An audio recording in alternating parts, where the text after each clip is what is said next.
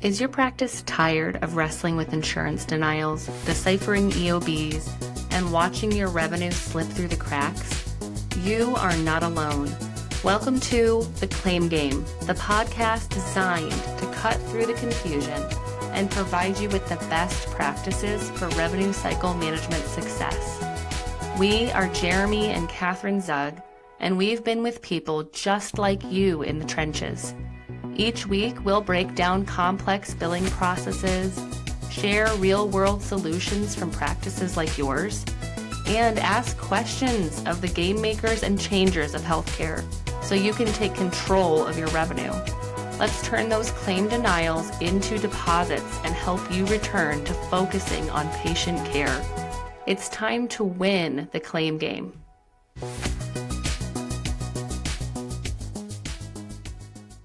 Well, tell us a little bit about how you got into practice, where you're located, and let's just start there. I'm Dr. Dominique Dor. I am a trauma-focused life skills psychotherapist. I'm in private practice. I am the owner of SOTM Life Skills Center. I've been in the Duncanville area since 2014.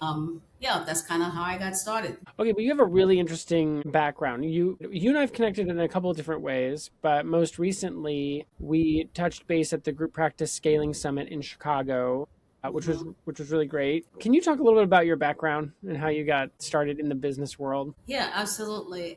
So the way I got started, originally, I was born in a beautiful little island called Port-au-Prince, Haiti. It's been in the news a lot, but believe you me, it's a very, very beautiful island. I went from Haiti to Brooklyn, New York. So in Brooklyn, after I finished high school, I know I always wanted to go into the people helping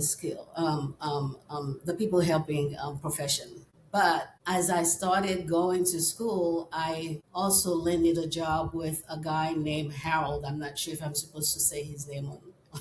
No last names. There's a lot of Harolds that live. Yeah. So I landed a job working as a receptionist with Harold. And I might have been working there for almost a year. Never has anything to say to me. And then one day he saw a book in economics on my desk and he says, "What is that?" And I said, "Well, that's my school book." He says, "You going to school?" And I said, "Yeah." He says, "Well, I'm not paying you enough for you to pay tuition. How are you doing it?" I said, "Well, I have 2 or 3 jobs here and there. Do what I have to do." And then he says, "Oh, okay." And he walked away. But Harold every morning will walk into the office with this big newspaper, like 2 pages long. And it looks like foreign language to me, to be honest. And one day, out of the blue, going from a guy who never had anything to say to me to a guy who's teaching me how to read the Wall Street Journal. Man. Yeah, that's what I say. What a gift that was. So he showed me how to read the Wall Street Journal. And frankly, it looks like Japanese, Chinese to me at that point. But the moment he showed me how to read the Wall Street Journal, it was evident to me and very clear why some people were broke and others had the language to be filthy rich. And from that day on, I fell in love with investment. Oh, wow. And so my undergrad is in finance. One of the things he taught me was how to invest. And I was able to invest in the stock market to help meet some of my college tuition. Even to the point where I was able to even leave Brooklyn and enter into a university where I cashed in some of my investment to pay for my first year of college. So, hoo-ah. Thank you, Harold. That's awesome, man. Yeah, that's a lifetime of education there, and I thank him from the bottom of my heart because having that financial life skills planted into me was the thing that makes me be able to save money to start my practice later on. That is the best thing I've heard all week. I mean, it's really a great story. And so you learn investment from Harold. He takes you under his wing. You pay for school. But then you land in North Texas somehow. So did you go straight from Brooklyn to North Texas, or what was that circuitous? No, actually, it started a process of elimination. So I could have stayed in Brooklyn, live at home, And my tuition at the time would have been coming to Texas, my tuition would have been cheaper at the time. There was a time when tuition in Texas was pretty inexpensive. So I was able to save enough money to come to Texas, live in the dorm, as opposed to staying in Brooklyn. It has helped me a lot to be able to do that. So I'm just really grateful and thankful for the knowledge that he imparted in me. Oh, that's awesome. Well, that's fantastic. And so you have a finance background Mhm. and you have a psychology background. So tell us about your practice. How big is the Well, practice? What are you working yeah, on? at SOTM Life Skills Center, I work with individuals and couples that are going through trauma, PTSD, just basic life situations. So one of my stories that I like to set up the whole why I started to go into the people helping skill is that there's a study that's called the Adverse Childhood Experiences, and that's the ACEs study that came out. So the ACEs assessment will allow you to grade yourself in 10 different areas. And so if you score anything 3 or above, you are doomed to become a statistics, have health issues and all kind of things that's going on with you physically, emotional, mentally. And so my ACE score, now bear in mind the ACE, the highest score you can get in an ACE, in the ACEs score assessment is a 10. And I score for the first time in my life a perfect 10. Yeah. Wow. Yeah, I scored a perfect 10 in the aces. Wow. I wish it was a good thing. Yeah, right. It's like golf. You want the lowest score possible, right? Because you said Yeah. 3 or above, and you're doomed to be a Yeah, statistic, and you're a perfect 10, so like you should really not be here. absolutely. Absolutely. So looking back at my life, I started asking myself hard question. I said, what was it about me that I was not a statistics as was determined for my life based on my AC score? What did I do differently? And so when I look at it, I realize that, well, it's because I was engaging nonstop and learning new coping skills. Whatever I didn't know, I didn't have people around me that could teach me half the stuff I needed to know to get through life. So the Brooklyn Public Library became my best friend. Mm. At the Brooklyn Public Library is how I learned that I didn't have to stay in Brooklyn. I could go to college somewhere else. So I used to go to the Brooklyn Public Library from sun up to sundown, just stay there. Sometimes I stay too late, I can catch the bus back and I would get in trouble with my father. So I acquired a lot of skills because I learned to read a lot of people's biography, and I realized, no, life doesn't have to be the way I'm looking at it. So when I went from Brooklyn to Beaumont, Texas at Lamar University, once I finished, I came back to Dallas, and I know that even though I'm going to be in the finance world, I'm always going to end up doing something where I am taking individuals and teaching them the things that I'm learning now. Wow. Because I realize trauma doesn't just happen to you, trauma doesn't just leave scars, it really leaves a life skill gap. And so the life skill gap that was missing for me was a bunch of them. Like all of them. Like all of them, like Except all you of knew them. how to read. Yeah, even to the point where when I look at the whole process, I identify, even though this is not a new concept, but I developed something called the I-PROFESS model. The I-PROFESS model is where I teach individuals, whether it's individuals, couples, my training is around the 8 dimensions of life. So I look at life, I look at the intellectual aspect of life. I look at the physical aspect of life, the relational, the occupational, the financial, the emotional, spiritual, and social. That acronym for that is I profess. And so when we look at an individual and we notice that this beautiful soul in front of us, there's really nothing wrong with them.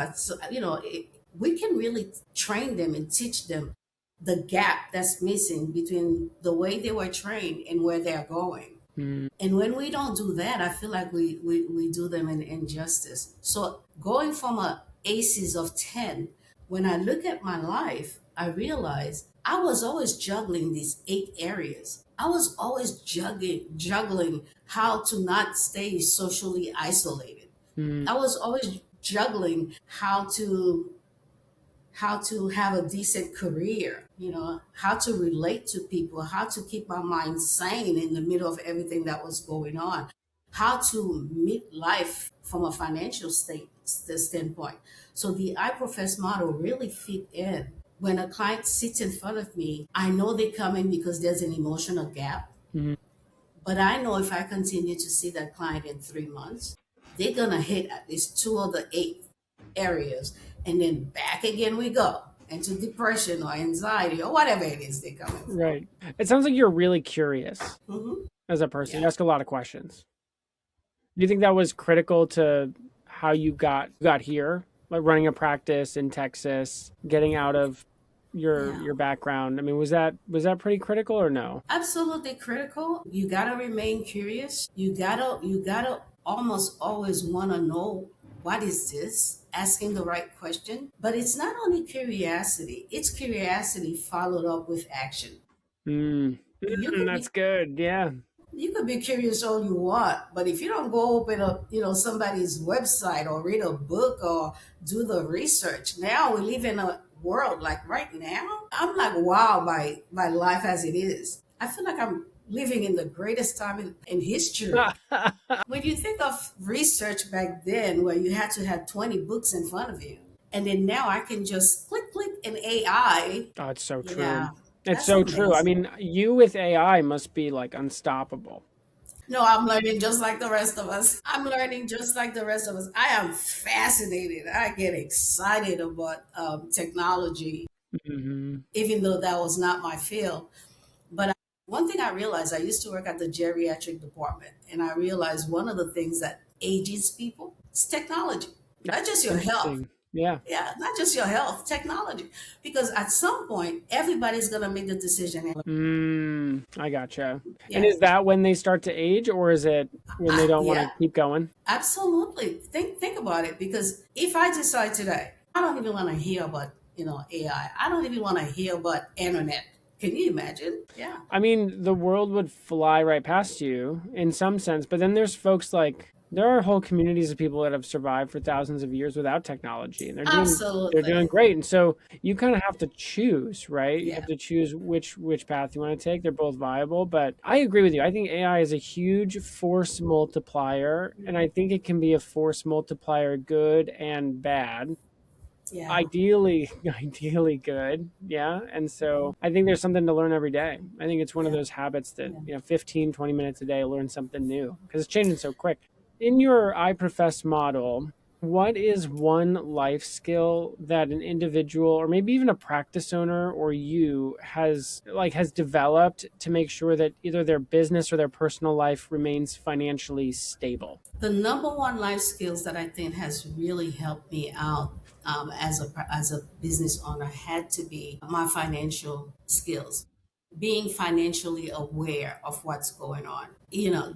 It's interesting because I used to work out across the street from a little college, and then one day I decided that I was going to take a law class during my lunch hour, and so I went across the street and I fell in love with learning about law, and I started taking classes, and I ended up having a paralegal, a legal assistant certification, blah, blah, blah. Oh, wow. Never really used it a day in my life, except it has saved me thousands. Okay, what way? How has it done that? In the sense that I knew enough to go into libraries, to go into the law library downtown Dallas and do my own research. And that was before the internet, by the way. Pull my own forms, file my own corporations, whatever it is I needed to do from that one class. You cannot put a price on growing yourself or growing the skills you need to get through life. So financial awareness is one thing, but financial accountability, I think that's a must have. Talk about financial accountability. What do you mean by that? Financial accountability. Best thing I'm going to use myself as an example. So one day when I got into the workforce, I was working, and every Sunday evening around 3 o'clock, I get this knot in my stomach because I did not want to go to that job. I did not want to go back into that job. Every Sunday evening, I felt sick to my stomach and I wanted to quit and I couldn't. So I went into work that Monday and I made a decision that stayed with me until I exit the workforce. And it's this decision. I made the decision that my next paycheck, I'm going to learn to live on half. Jeez. Yeah, that sounds completely impossible, right? That sounds extreme, but I Yeah, also well, love it. yeah, yeah. And from that day on, I have learned to live on half of my paycheck the entire time. Ever Every since? every time I would quit a job or leave a job, I would always negotiate a salary that would allow me to buy at least 1 to 2 years off. Oh my gosh. So, All right, wait, so talk finan- about that. So like your job, you would negotiate a job where the salary would allow you to take 1 to 2 years off, as in you live on 50% of what you make yes, so that you exactly. could live to have 2 years of expenses covered, essentially. Precisely. Okay, I got it. Precisely. To the T. Exactly that. Got it. Because when I made the decision that Monday and I realized, wait a second, there was a lot of fluff going on here. So let's start investing the rest, right? Let's start investing and learn to live on half so that way I can buy me my time back.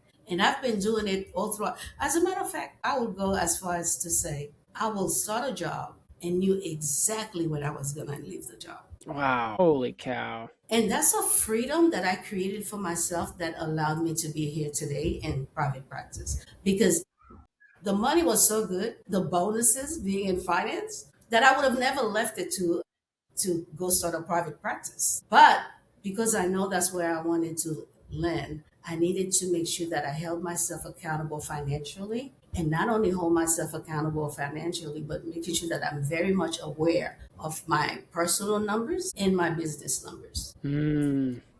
I mean, I think that's a that's a great piece of advice. So when you talk about financial accountability, you mean to yourself. You mean like you set an objective, Mhm. right? And you commit to that as if you're committing to it to somebody else. Yeah.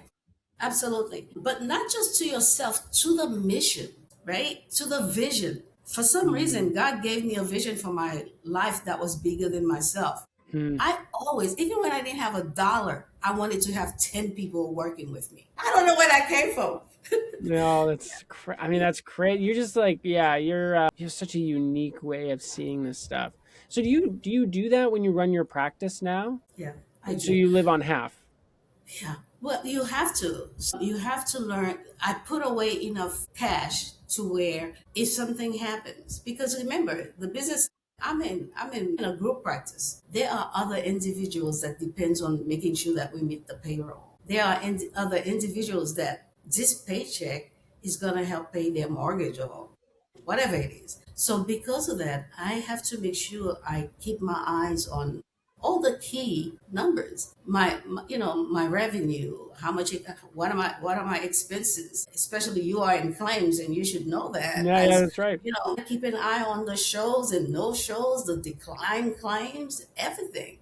So numbers play a pretty real big deal for our center and in my personal life. Yeah, oh, for sure. You have to. I don't know how you live without it, right? There's that quote from The Office from I don't know if you watch The Office, but there's a line that goes, the first rule of Silicon Valley is never think about the money, just the experience. Well, that doesn't sound right to me, but no, I think that's fantastic. This episode is brought to you by Jane, a practice management software and EMR built to support you in the day-to-day work of running your practice. If you're a health or wellness practitioner, you already know the care you provide starts well before your client arrives and extends far beyond the treatment room. Jane is there to support you in every part of that experience. With online booking, your clients can book at a time that works for them. And with features like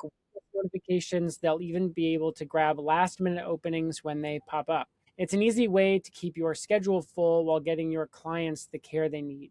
During your appointment, Jane's AI powered documentation feature can help you thoughtfully take notes so you can stay present with the person in front of you. And after appointments, you can end your time together on a healing note, not a transactional one, by charging the card on file.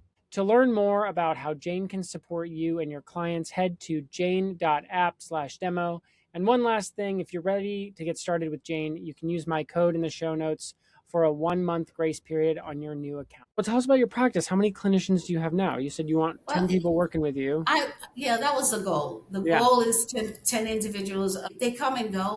Okay. Right now we have 5. As a matter of fact, just one individual was an associate, and she finishes, and so now she's getting ready. She's on her own at this point, and so we have 5 clinicians working at our center. Amazing. We have front desk assistants, somebody that works with our billing, somebody that works with our scheduling. Yeah, it's and that quote you just mentioned kind of makes sense to me because the journey is amazing. Being in business, the journey is amazing. I wouldn't change this for anything else.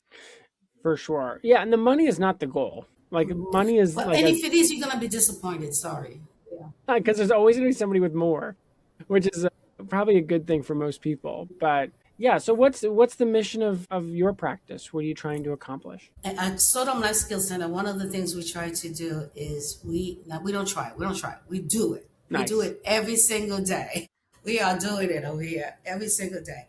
We work with individuals, male, female, couples, and we take them from surviving to thriving in the 8 areas that I just mentioned and using the I-PROFESS model. So the goal is, I often say this, the goal is, shame on us if we're seeing the same client for 5 years and that client does not have coping skills in all the 8 areas of their lives.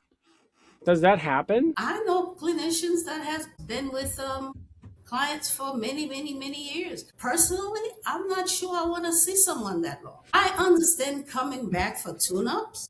I understand coming back because you reach a space in life where life is becoming difficult and we need to increase your life skills in that area. But we should be building on that. We should be building on the different skills that you have learned last year, the year before, and now you're stuck. So then you should not be sitting week after week, month after month on my couch, and you're still at the same space. So at our practice, we don't just treat symptoms. It's not just the treatment plan. It's also providing the life skills needed so the person never have to be without. That's incredible. Do you find, knowing numbers and thinking about numbers and knowing that you're a numbers-driven person, do you find that your clients have better outcomes in other areas of health than just mental health? Well, absolutely. Because I'm not saying, I don't know if they do, if they don't, I've never actually done the research behind it, but I know that they keep coming back. I know they send their sisters, their brothers, their nieces, their nephews. So that's a testimony within itself, right? But for my clients, they all look wonderful and great, and many of them are thriving. And so then that to me, but I've never actually took a poll.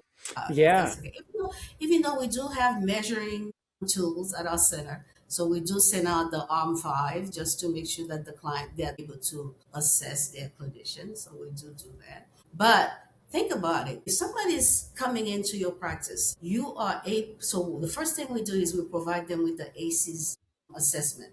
They complete the paperwork. They tell us what they're coming in. With the ACEs assessment alone, we can identify what are some of these adverse childhood experiences that this person had to drag along his or her life. And what is that experience that's showing up in their marriages today? And so when we are able to do that, so the client comes in and he or she's, they bumping head, whatever, if they are a couple, and they having communication issues, right? I have to go back and look at the ACEs to kind of get an idea, what was life like for that client? I always want to start with the home of origin. And that's what the ACEs allow me to do. Yeah, you're getting behind their eyes. You want to see what life was like behind their eyes from 0 to however old they are 18. now. Yeah, 18, okay. Yeah, because the ACEs will also, the Adverse Childhood Experiences Assessment, look at life from 0 to 18. Mm-hmm. And so that gives you a really big picture of what life was like for this client that's sitting in front of me. Yeah. Even before the client sits in front of me telling me about their anxiety or their communication issues, you already identify enough things in their background that you realize, wow, this person has gone through a lot. Like myself, if I sat in front of a therapist with my 10 score and I start complaining about I'm having difficulties in my relationship, they're gonna start right there. They're gonna start with the difficulty I'm having in my relationship. But you're looking at someone that's sitting in front of you that has a very colorful background. What are you gonna do with that? Oh, sure. Yeah. So, with the individuals, to answer your question, with the individuals that comes through our center, we don't just treat the trauma. We teach them life skills, and then the goal is to see them flourishing in the 8 different dimensions of life, and then going from just surviving lives to thriving and That's really right. making a difference in their communities. Yeah, I mean that's a lot of dimensions of life to balance. How do you But get somebody to juggle all 8 of them? But you do. But you do. Mm. Okay, so let's go back. Do you not engage in yourself intellectually? Oh, me? Do you not? Yeah, Yeah. yeah, sure. Oh, yeah, So for we sure. do that. We are always learning something new. So then therefore we are increasing our intellectual. The only thing is that now we are conscious of it. Have I read a book? Mm. Have I read an article? Right? So physically, when you talk about physical, everybody thinks it's that I have to be a size whatever. There's more to physical than that, right? In our world of mental health, assessing for physical Mm. sometimes has to be how many hours of sleep did you get last night? I- What is the average? All right, Well, Dr. because Dor, listen, I got 3 little kids, so you can't be asking me that right now, right? Because not a lot of sleep happening in this house right now. so you are aware of that, right? This is no Hmm. longer your blind side. You're not blindsided by the fact, okay, I need to pull up on my sleep somehow, even if I have to drop the kids at grandma's house for Oh, the yeah, that's right. Get a nap in somewhere. yeah. So, in actuality, to answer your question, we are always balancing those 8 areas. The only thing is that we're not conscious of it. And because we're not conscious of it, let's take our finances, for example. If we're not conscious of it and it starts going down, down, down, then that's an area of imbalance that's going to create mental problem later on anyway. Oh, you're not lying there. Yeah. Yeah, the 8 dimensions, and there may be more, but when I look at my life, I'm always juggling these 8 balls. Yeah. As soon as one of them starts dropping too far down, it disrupts the equilibrium. Hmm. You can tell because something else starts to break, and you're like, Yeah, "Oh, oh, yeah. we got to get back on track." How do you get back on track? You drop one, you stop everything. You Well, I have a tool that I use to measure the dimension. When a client sits in front of me, I'm always asking, on a scale of 0 to 10, where are you here and there and whatnot. The individuals that are working with me, they know that we shouldn't allow them to fall too far down. You have to take care of your relationships, which is the R in the profess. Mhm. You have to take care of yourself spiritually, even if you're not spiritually minded. Even if I'm not talking about religion, I'm talking about nature, I'm talking about water, I'm talking about environment. I'm Mhm. talking, so that if you're not taking care of ththese areas, eventually there's going to be a gap, there's going to be a hole. And we don't want to get to that black hole for us to start pulling up on our lives, right? So, Oh, no, no, it's good. Well, yeah, yeah, and I ask about other outcomes of your clients, right? Because I think about professionally, we think about insurance a lot, mhm, obviously. And yeah. one of the things that insurance companies have started to really think about is value-based care, right? And Mhm. value-based care ties to how many return visits are your clients making to the ER or emergency departments? Are there higher levels of care that your clients are engaging at higher frequency than others? Or are your clients through your I-PROFESS model and treatment with you actually avoiding higher levels of care and therefore higher levels of cost, right? And so I think there's an economic, not game to be played, but an economic case perhaps to be made that with certain treatment models, you have better outcomes, and with better outcomes, yield more value for the payer and therefore, Dr. Dor, for you. Have you explored any of that kind of negotiation with an insurance company before? No, I have not. If the question is, have I presented my model to my payers and asked them to pay me more because of this model, that would be ideal. But I have not done that. with my payers at all. But it's a great idea to put out there. However, our center in Duncanville, the goal is to try to keep individuals out of higher level of care, right? If the client is coming in for sessions and they are seeing progress, they checking in with their clinicians, they're getting the assistance they need. That is maintenance to help keep them out of the hospitals. Clients don't like going to hospitals. I worked in hospitals. I've worked at treatment centers, and they are not happy campers when they have to go there.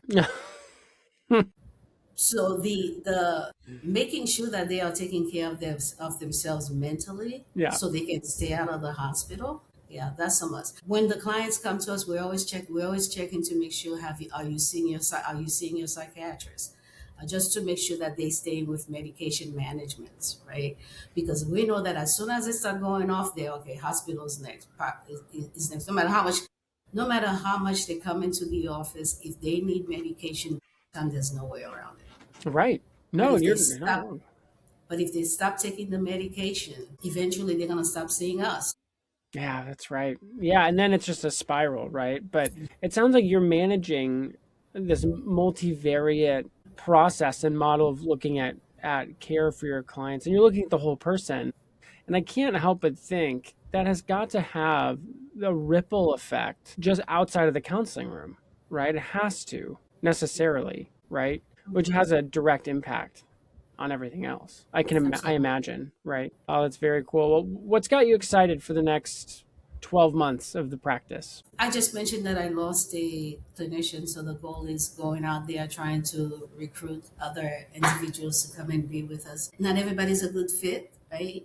And so that's a process within itself. Again, I said the business journey is exciting, but it's also work.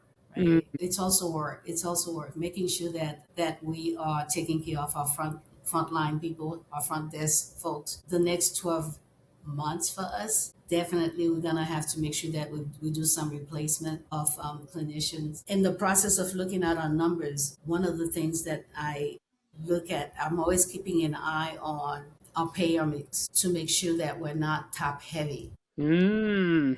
I Dr. call it, Dor, speaking I my know, language. to make sure that we're not top heavy. So Yeah. the challenge in the past year or two and going forward is to keeping that payer mix balanced, because when we look at it of 2 years ago, we realized we were depending too much on one payer. And so being in this practice as long as I have been, I realized that, hey, you know what? A nice balance of referral base is really what we need. Because when you start as a clinician or practice owner, when you start depending too much on one payer, it gets scary. There should be a little bit of fear there, because you realize, oh, there's 10 people that depending on this practice, but I'm only depending on one payer. Gabriel. Well, I think your background in stock and like investment and buying and selling stocks Yeah. probably gave you the right risk management Mm-hmm. worldview to run a Mm-hmm. business. Yeah. Yeah, it did. Yeah, It that's did. cool. You gotta. Oh, for sure. If you could sit down with the Dr. Door in Brooklyn and grab her by the shoulder, sit her down in the library, what is something you would have said to Dr. Door back then? Okay, for sure, I would say literally in those words. I would say, girl, you gotta aim higher. You're gonna have so much fun. You're shooting too low. You aiming too low. Aim a Hmm. lot higher. I would have told her that for sure. But secondly, I would have encouraged her to learn everything. Learn everything you can, which I did to help me out. But I felt like going into private practice and from solo practitioner to a group practice. So if I was going to say anything to myself, I would say start creating systems Mm. early. I'm talking even before you open your doors, right? Start creating systems, start creating checklists, start understanding what credentialing really is and how it's going to affect your practice. I would tell her to enjoy the journey, stop taking it so serious. Oh, that's good. Stop taking it so seriously. That's good. Lighten up is what I Yeah, would say. lighten up. I love it. So aim higher, systems, Yeah. and enjoy the ride. And Yeah, keep that's good. and keep an eye on the numbers. That's a plus for me because I have a financial background. But if I was going to start my practice and I was fresh out of school, I would think I would be at a deficit because as a clinician, as a psychotherapist, you learn all the modalities. You learn how to take care of people. You learn how to care for people. But if you don't have a business background, or if you don't go get the business life skills necessary to run a business, you're gonna get stuck a lot. And every time you get stuck, that means you need to go to another seminar, another training, another group practice seminar to Yeah. go learn the extra skill. And so I would say, yeah, that's been a very helpful situation.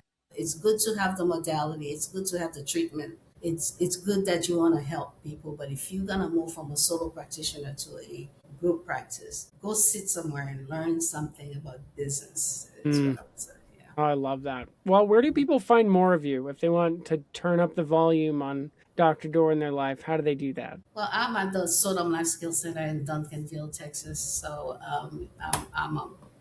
they can always hit me up there. I do have a website, so they can catch me there. Yeah, you're very easily accessible. Well, I appreciate you being here and doing this. Yeah, we look forward to seeing where the SOTM Center goes from here. But thank you so much for coming on. Well, thanks for having me. I appreciate it. Thank you so much. If you enjoyed today's episode of The Claim Game, please take a moment to leave us a rating and review wherever you listen to your podcasts. It really helps new listeners to find us. Make sure you never miss an episode by subscribing to The Claim Game on your favorite podcast app. Your feedback means so much to us. We want to provide valuable education about revenue cycle management. So if there's something we didn't cover in our topic that was a burning question for you, please let us know so we can try to get you the information you desire. You can find the links to all resources we mentioned in this episode in the show notes. And if you want to dive deeper into our resources, we have two places you can do that. First, you can go to our blog at practicesol.com/blog, where we have 8 years of educational blogs. If you want to learn more about what Practice Solutions does, reach out. We'd love to hear from you. Just go to practicesol.com to learn more and to connect with one of our awesome people on our team. Thanks for listening. We are Jeremy and Catherine Zug, and this is The Claim Game. See you at the game table next time.